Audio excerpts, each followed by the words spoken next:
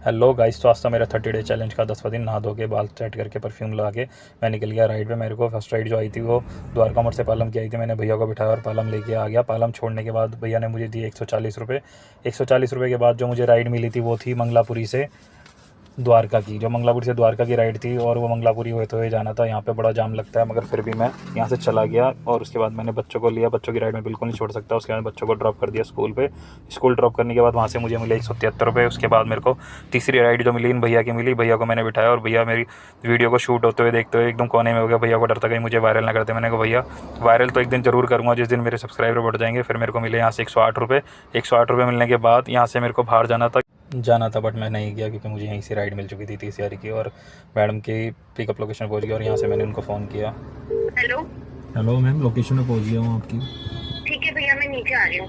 ठीक है मैम, ठीक है। ओके। फ़ोन करने के बाद देखा तो मैडम नीचे आने वाली थी और ये मैडम आई गई नीचे। मैडम को बिठाने के बाद मैं यहाँ से पालम की साइड से निकल गया। पालम पे देखा तो बहुत ज़्यादा जाम लग रहा था। फिर मैं अपना व्लॉग शूट करने लग गया। तो जब मैं व्लॉग शूट कर रहा था तो मैडम बोलती कि भैया व्लॉग शूट करते हो। मैंने कहा हाँ जी मैडम, मैं तो व्लॉग शूट करता हूँ। फिर यूट्यूब पे डालते हो। मैंने कहा हाँ जी मैडम। फिर कहती भैया आपकी कोई गर्लफ्रेंड है। मैंने कहा नहीं मैडम, मेरी कोई गर्लफ्रेंड नहीं है, मेरी तो शादी हो रखी है और मेरा 3.25 साल का बच्चा भी है। उसके बाद हम धीरे धीरे धोला गाँव वाले रास्ते से निकलते गए और मैडम मेरे पीछे बैठी हुई थी। उसके बाद मैडम को मैंने ड्रॉप किया और मेरे को 372 रुपये वहाँ से मिले। 372 मिलने के बाद फिर मैंने सोचा यार रोड तो बिल्कुल खाली है और अब यहाँ से कोई राइड भी नहीं मिल रही, चलो चाय वाले की दुकान पे चलते। तो मैं चाय वाले की दुकान पे चला गया।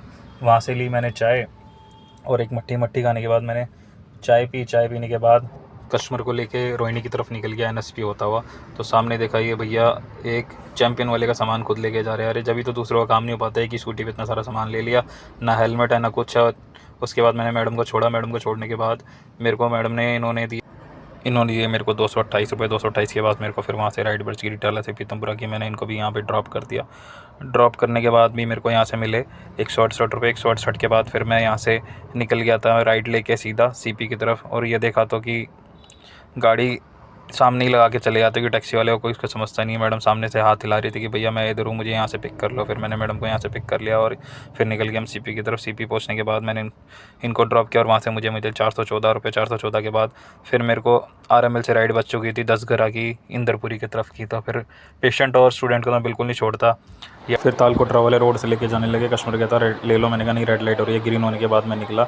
अगर मैं रेड पे निकलता तो ये जो मामा खड़े थे मेरे को पकड़ लेते, उसके बाद मेरा चालान कर देते, इसलिए मैं बच गया चालान से। फिर मैंने उनको ड्रॉप करा। ड्रॉप करने के बाद उन्होंने मुझे दिए 113 रुपये। 113 के बाद फिर मैंने कहा चलो कुछ खा लेते हैं अब। उसके बाद फिर मैंने अपना राजमा और रोटी लगवाया ढाबे पे बैठ के। राजमा रोटी खाने के बाद थोड़े थे, फिर मैंने सोचा कि चलो चावल भी लेते हैं। फिर मैंने चावल ले लिया। उसके बाद मैं निकल गया अपनी गाड़ी की तरफ।